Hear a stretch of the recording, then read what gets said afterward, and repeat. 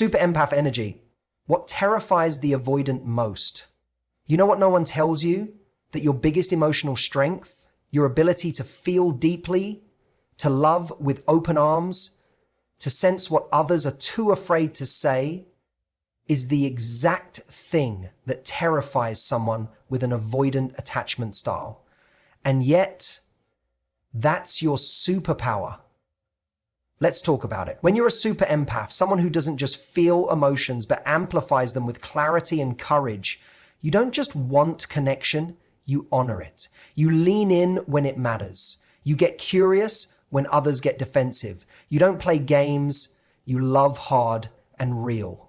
Now, an avoidant person, they've built their emotional identity around the idea that closeness is dangerous.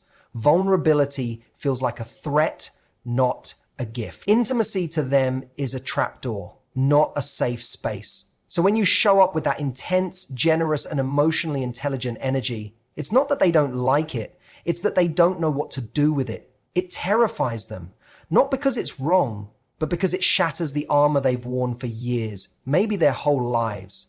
They see in you what they've spent years avoiding: presence, truth, connection, and love that doesn't shrink when things get hard. You're the mirror that reflects back all the places in them that are still afraid. But here's what you have to understand. Their fear is not your fault, and it's not your responsibility to fix. You are not too much. You are just enough for the right kind of love. And yes, that means your energy will scare the avoidant. It will trigger the parts of them they've never dared to explore. But don't dim your light just because someone else is scared of the sun. Your emotional intensity, it's not a burden, it's a filter.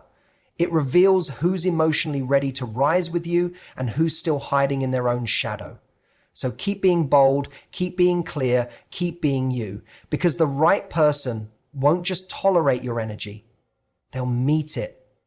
So many people go through life thinking their empathy is a liability. They're told they feel too much, care too deeply, or love too hard, but that's not a flaw, it's your greatest strength.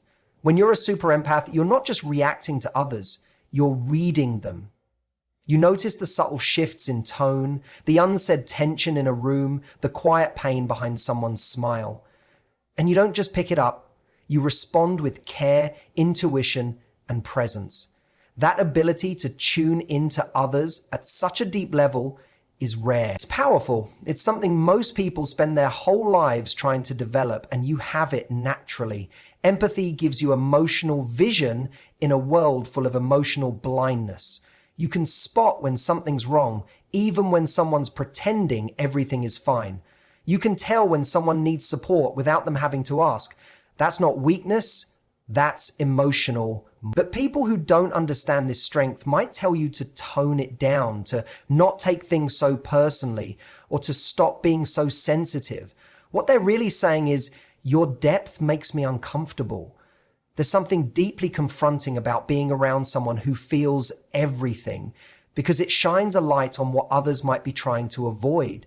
Your empathy doesn't just see people, it sees through them. And for those who prefer to keep their emotional distance, your presence can feel intense. Not because you're doing anything wrong, but because you make it harder for them to hide. You invite connection. And that scares people who've built their identity around self-protection. What you have to remember is that your sensitivity isn't just about feeling pain. It's also what allows you to love fully, support others deeply, and create intimacy where most people only scratch the surface. Empathy isn't passivity. It's not weakness. It's fierce. It's a quiet strength that doesn't need to control or overpower. It understands. And in relationships, that's a game changer.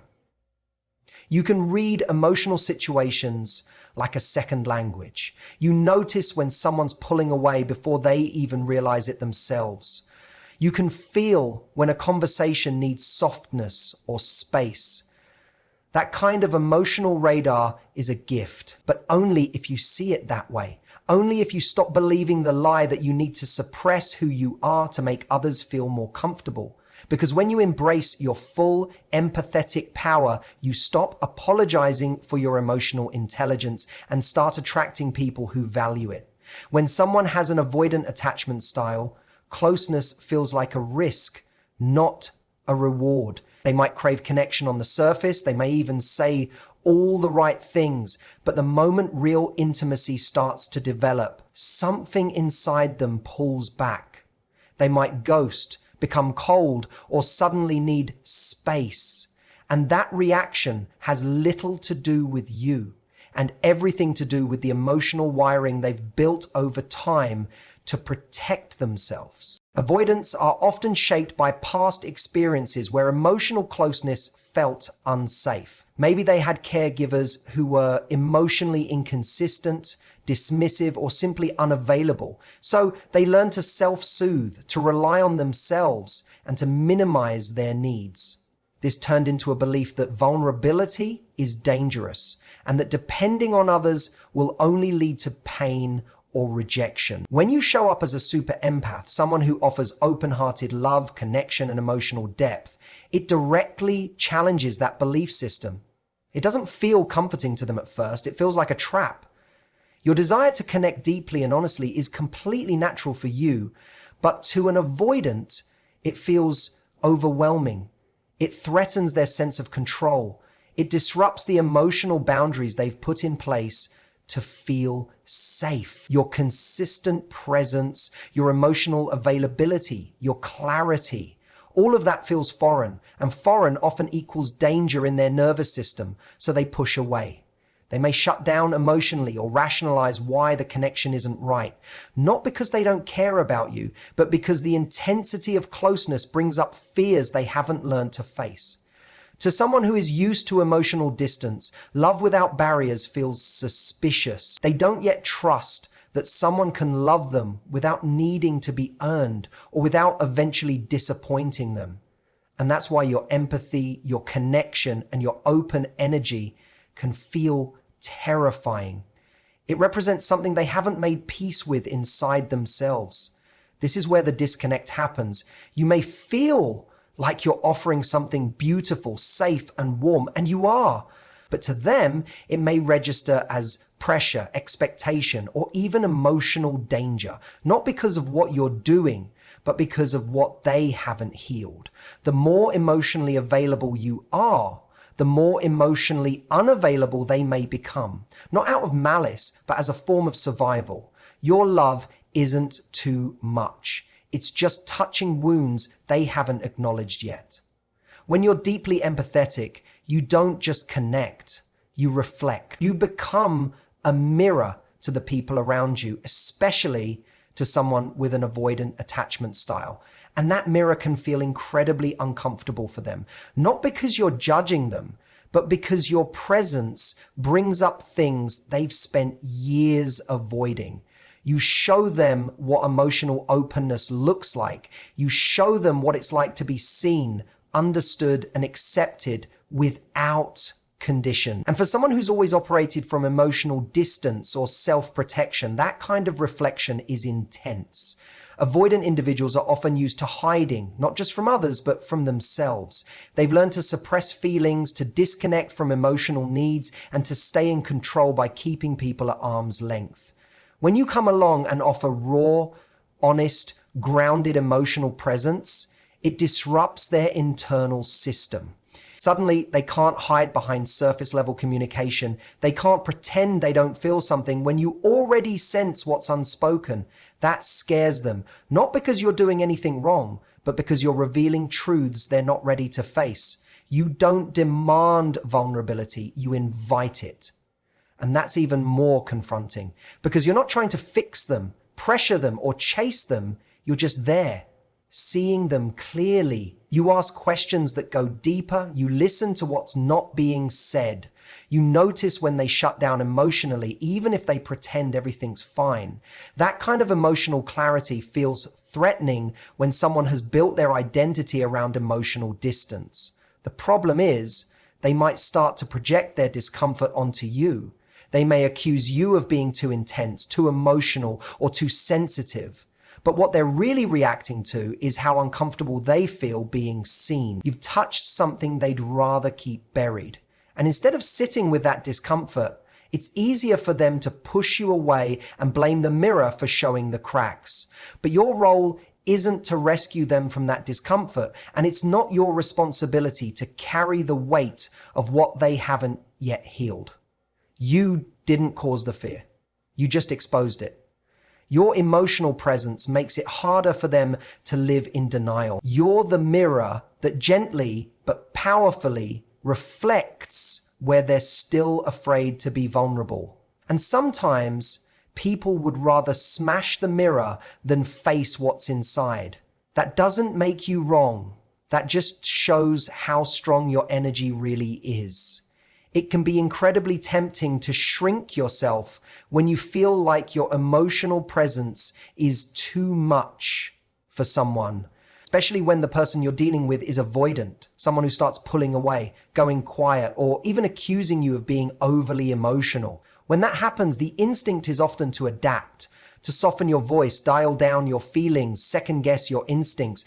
You start editing yourself just to keep the peace. But what you need to understand is that no healthy, sustainable connection is built on emotional shrinking. When you dim your light to make someone else comfortable, you're abandoning yourself. You're teaching your nervous system that in order to be loved, you have to be less expressive, less intuitive, less open. And over time, that creates resentment, not just toward them, but toward yourself.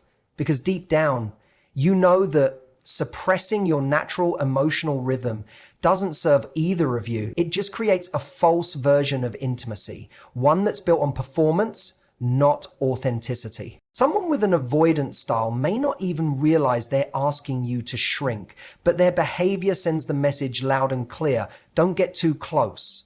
And because you're emotionally intelligent, you pick up on that. You start navigating their moods, adjusting your energy, holding back what you really feel. But that's not connection, that's emotional labor, and it's exhausting.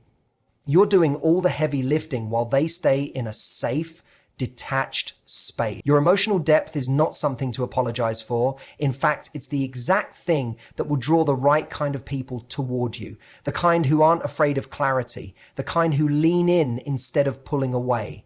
When you start to dim yourself for someone else's comfort, you're not protecting the relationship. You're just delaying the inevitable breakdown of it.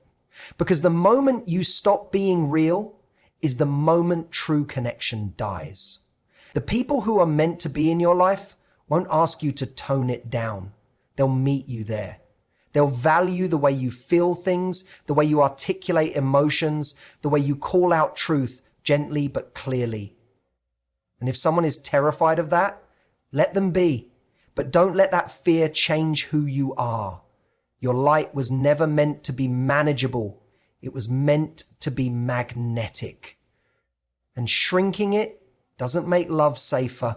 It only makes it smaller. There's this powerful shift that happens when you stop chasing compatibility with people who are emotionally unavailable and start aligning yourself with those who are ready to meet you where you are.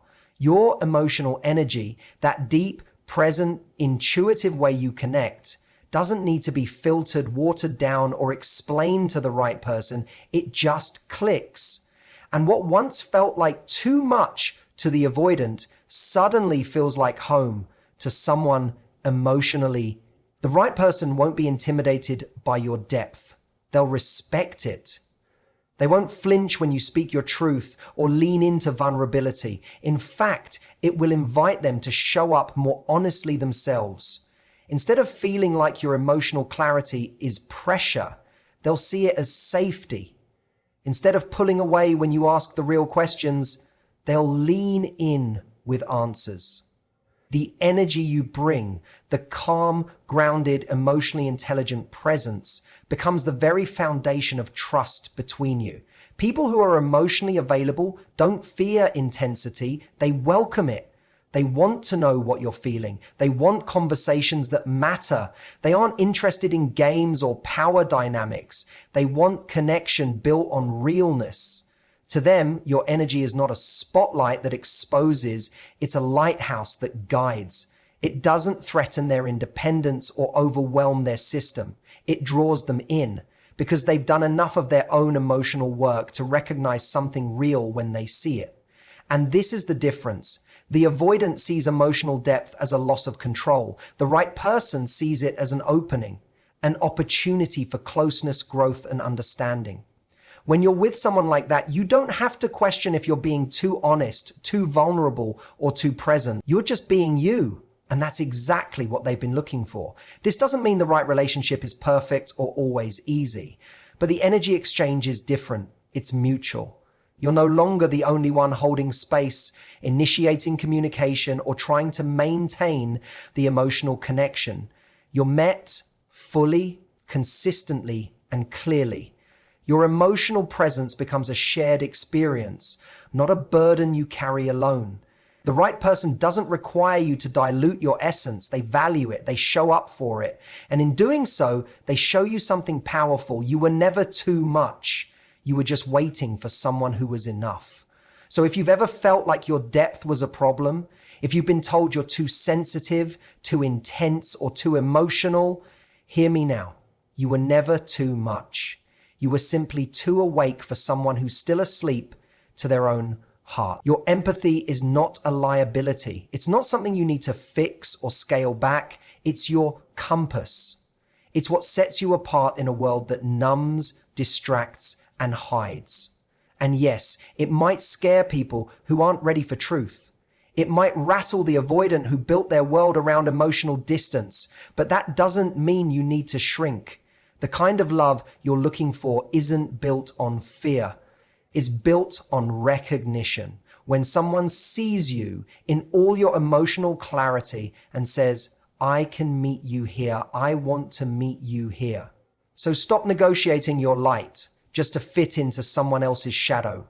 You are not here to make yourself smaller so someone else can feel safe in their avoidance. You're here to love fully, live deeply, and connect with people who aren't afraid of the real thing. Keep your heart open. Keep your standards high and trust the ones who are ready won't run from your energy. They'll rise to meet it. Thank you for being here. Thank you for feeling deeply, even when the world told you not to.